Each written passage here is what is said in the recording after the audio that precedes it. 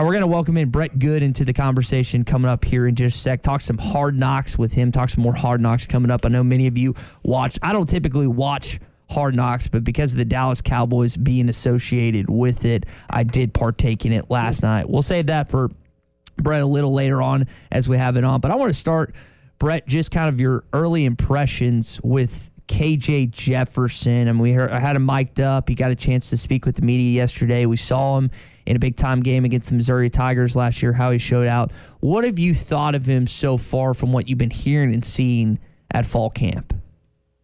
I think just vocally and from hearing from all the players and himself is you hear that leader that you want to run your offense. And that's important as we get going into this fall camp. He personally said that he was a little overweight. He wanted to get down and talking about the RPOs that the offense was going to do. And I think he realizes that he can run the ball a lot better than, Felipe did last year. And so that might open up our offense a lot more to move the ball down the field. And I think he's taken on that ownership role.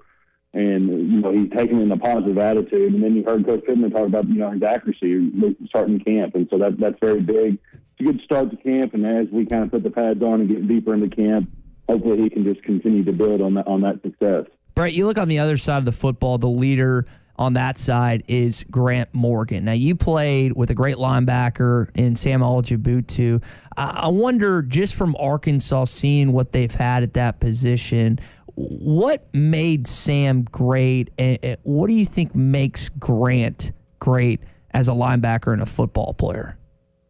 They're both, very similar. They're just not highly recruited guys that had a big chip on their shoulder, but they always had their nose in the football. There's those type of guys that you can always see that they may not run the fastest 40 as, a guy who's a top five-star, recruit linebacker, but those guys are always on the ball. They always know what's going on, and that just is credit to their work ethic, their film study, and just knowing the defense and realizing the game. And that's the same thing that Grant has been able to do. And obviously, you mentioned earlier about his tackles last year.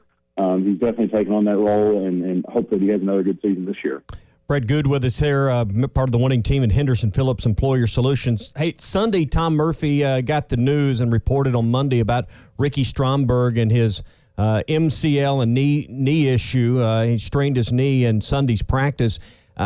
Tell us about what that does to the continuity and the development of an offensive line when your center goes down. You got to make some changes and kind of, shuffle the deck chairs here. What does that do to an offensive line at this point in camp when you haven't even gotten into full pads yet?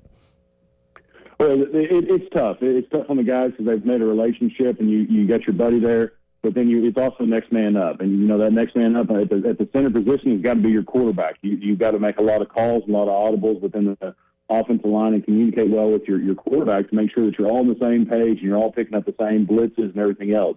Right now, this is a good time. If there was an injury, then a game and, as any is to get out there and they've got some reps. They've got a lot of time to get ready for this Rice game. And then now you've got to be able to find another backup to come in and replace that position as well. So it's a good time. Unfortunately for, the injury is not a good time for the player individually, but for the team, it's a good timing because now you're putting on the pads and you can really see who's going to take over that starting role and the backup role. Now, Ty Cleary has moved back over from guard to center. We saw him at center in previous seasons. One of the things that was noticeable in the past was when he snapped the ball, it kind of floated back there. It took a little bit more time to the untrained eye for the ball to get from the center to the quarterback. What does that indicate to you when a snap is not crisp from the center to the quarterback? Well, first, under a Brawls type offense, it's all about timing. You look at all these offenses that they run this RPOs where the guys coming in motion across the field or they're trying to do a little jump pass within a certain amount of time. That ball's got to get back there pretty quick. And then, two, you're wondering if his confidence level is up enough. And you're wondering if he's worried about the snap or if he's worried about picking up a blitz or a little bit of both. So hopefully he can get that better this year. And I think that both Riles and Jefferson will kind of push him, and hopefully they'll have some extracurricular before and after practice of just working on it within each other and making sure that they can get that timing down, because I think that timing will be huge for their offense moving forward this season. And what do you do? Is it just reps? Is it just getting comfortable snapping the ball and not having the yips and not sailing on you over your quarterback? How do you fix that? Absolutely, reps. I mean, the one thing about that, like compared to a guy snapping at the center position, to whereas like a snapper or a quarterback, you're not going to overdo it. You're not going to hurt your arm, snapping the ball 5 yards back or less. So, whether they're in the pistol or a regular true shotgun. And so it's just reps, and it doesn't even have to be KJ back there. It can be Malik. I mean, it can be anybody. It can be a coach, and if you get it, you want as many reps as you can, and then in those reps. Those guys are want to take steps every time. The centers that you watch, whether it be on NFL training camp or on all the colleges, the centers that move on and do good, they always make a positional move after they snap, and that's what you want to get in the habit of. Is that you're going to snap the ball and then make a move, because you never just stand there flat-footed. Even if you're going in 7-on-7 drills, you want to make a move, and so if he can continue to move as he snaps, that confidence level will go up. Brett Goode with us here on the Morning Rush. Brett, let's take a look at the college football nationwide kind of perspective as the coaches poll came out yesterday. Clemson, Alabama, Ohio State, all with new quarterbacks stepping in. Justin Fields, Trevor Lawrence, Mac Jones, all at the National Football League now. If you had to pick one of those schools, who do you think takes a slight step back and doesn't make the college football playoff this year? I'm going to go with Clemson just for the pure fact that they have a track record of not doing well when Trevor Lawrence was out. But again, the ACC is a different type of conference, so it's going to be. I think Alabama's going to be in there. I think because they've proven that year in and year out that they've got a chance to be in there, and you can't just throw them out for no reason. So my choice is Clemson, just for the uncertainty at the quarterback position. And I know they've got this next man up there, just like it is Alabama and all these other top programs. But Oklahoma as well, and as a fan of Oklahoma moving into the SEC, you hope they do well, because then that all of a sudden makes the rivalries and the SEC even that much stronger when they move over. Yeah, you mentioned them moving into the SEC. With that happening this year, Oklahoma being a top 3 team in the coaches poll, do you think they'll have a target all season long in the Big 12? And how do you think that Spencer Rattler and Lincoln Riley adapt to that target? I think they've always had a target the last few years, especially under Riley, that people want to knock them off their pedestal, because they've been the go-to program. They've been the program that quarterbacks go to get into the NFL. You can look at their track record over the last few years, so that they have that target on their back, and I think they're used to playing with it. I think Texas is going to be a little bit better this year, so that might make that game between the two a little bit more intriguing than it has been in years past. But for Oklahoma, I think it's just just regular old ball, just like Alabama goes out and plays, that they're used to that target on their back, and they know that everybody's going to give them their best shot, and they got to go out there and be prepared to play.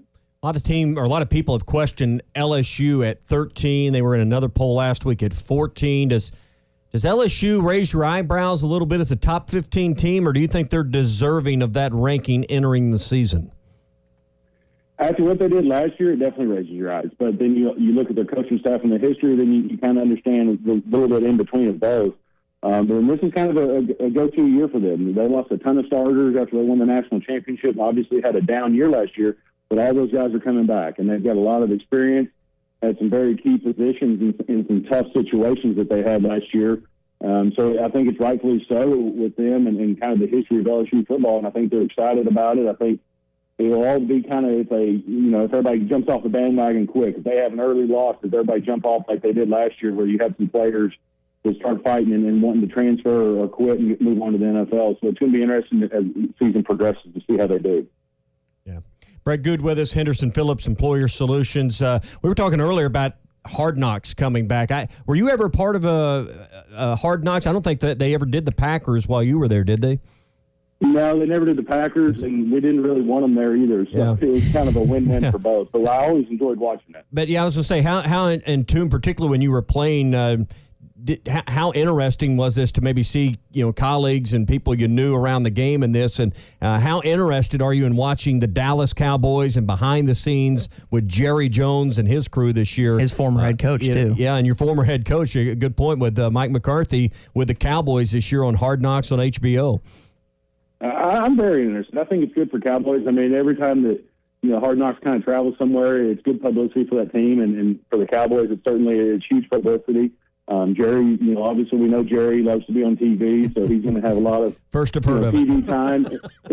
It's part of it. And then seeing Mike, some of those things you've heard before, but It's all new for a lot of those guys in that locker room. And then you want to see, the progression of Dak and see how he's coming back after the injury from last year. I know he had some shoulder soreness early this year, so it's going to be kind of a progression to see, how this Dallas Cowboys team do, because there's a lot of expectations for them to make it into the playoffs and have a chance.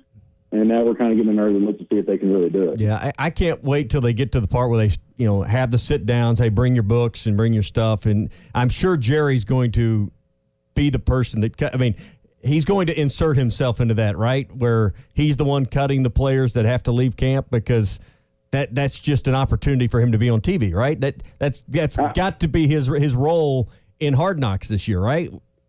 If you're putting salt on your sandwich there, your breakfast sandwich, and that's all it is, really. You definitely got to be on TV when the guy gets cut. Right. But Jerry's been around the block many years. We all know that he's a Hall of Famer. He's going to handle the professionalism, and we just know we come to expect it from Jerry. And every time he gets a chance to get on TV, that's his brand. He puts it out there, and he's done a terrific job of supporting and promoting that brand. Oh, I'd be disappointed if he didn't take that role on in the show and pass the buck to Steven or someone else. Brett, we're talking about the NFL season. But the last question for me before I put it back to Tommy. We've got our fantasy football draft this Friday night at 10 p.m. I've got my A.J. Hawk Packers jersey. I've got my Brett Favre Packers jersey. Any chance I can sport a Brett Goode Packers jersey for this draft this weekend? Well, I think we could probably work something out. I'd have to pull it out of the frame, but we could work on another. We had a deal last year. The Packers won. You could have worn it as your flag football. That was unfortunate that they lost, but I think every time I make a bet like that, something happens bad to the Packers. So I don't know. We can talk about that. You don't have any that aren't framed? Well, I have a couple, but they've got a whole one of them. I haven't got all mine framed yet. I've got one that actually has a hole right in the back, right in the mid back. Oh, that's perfect to tie. Absolutely. Right when when those guys weren't supposed to step on you, and I got stepped on right in the back, and they ripped my jersey, but then I didn't get the flag called. Well, good, because it will end up with a mustard stain or nacho cheese or pizza. Stain. You don't want to give Ty one that's unblemished. Let's save one that's got some blemishes. What about my Senior Bowl jersey that would be kind of like a tummy shirt for him? So it'd kind of be up a little bit, and he could show off his belly. That works. A bare midriff. What are they called? Crop tops? Zeke used to wear those. Yeah, I'm in. That works for me. Generally, abs are required for that, but I'm getting there. At one point, I have a 2-pack of just the lower part. Mm-hmm. There's too much pizza and Natty Light that's been consumed over the years for that to happen. So, but yeah, Brett, if you want to donate that to this weekend, I don't know what. I think he's putting it on a loan. I don't think it's a donation. I said donate for this weekend. I didn't say donate it for my entire life. I will happily, humbly accept and wear that jersey with pride this weekend. Humble's not in your vocabulary. Oh, it is. It's 100%. I'm only cocky from 6 to 9. Mm-hmm. Well, it's how many days did you draft? So we're drafting at the Hobbit House this weekend, which is a replica of the Lord of the Rings Hobbit fixture. It's Friday night at 10. We're golfing on Saturday, and it's just going to be a whole soiree this weekend in Rogers, Arkansas.